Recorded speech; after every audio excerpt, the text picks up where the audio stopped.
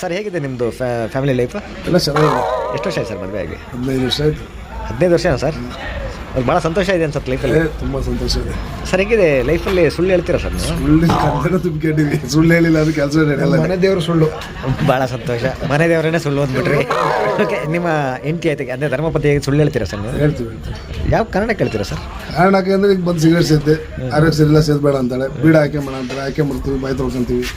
ಇವೇ ಸುಳ್ಳು. ಇಲ್ಲಾಂದ್ರೆ ನಾನು ಸೇದಿದ್ದೀನಿ ಆಯ್ಕೆ ಹೇಳಿದ್ರೆ ದೊಡ್ಡ ಯುದ್ಧನ ಆಗಿ ಹೋಗುತ್ತೆ.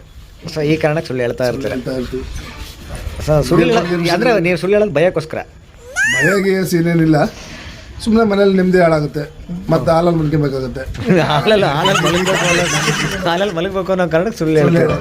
ಸೊ ಈಗ ಸುಳ್ಳು ಹೇಳಕ್ಕೆ ಶುರು ಮಾಡಿದ್ಮೇಲೆ ರೂಮಲ್ಲೇ ಮಲಗ್ತಾ ಇದೆ ಸರ್? ಅಲ್ಲ, ಕೇಳ್ತಾ ಇದ್ದೀನಿ, ರೂಮಲ್ಲಿ ಮಲಗ್ತಾ ಇದ್ರೆ ಹೇಗೆ? ಇಲ್ಲ ಈಗಲೂ ಹಾಲಲ್ಲೇ ಮಲಗ್ತಾ ಇದ್ದೀರಾ?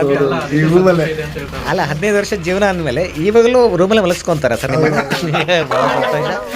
ಆ ರೂಮಲ್ಲಿ ಮಲಗೋ ಖುಷಿಗೋಸ್ಕರ ಆದರೂ ಸುಳ್ಳು ಹೇಳ್ತಾ ಇದ್ದಾರೆ. ಭಾಳ ಸಂತೋಷ ಸರ್. ಅಂದ್ರೆ ನೀವು ಮಾಡ್ತಾ ಇರೋದು ಡ್ರೈವರ್ ಕೆಲಸ ಅಂತ ಹೇಳಿ.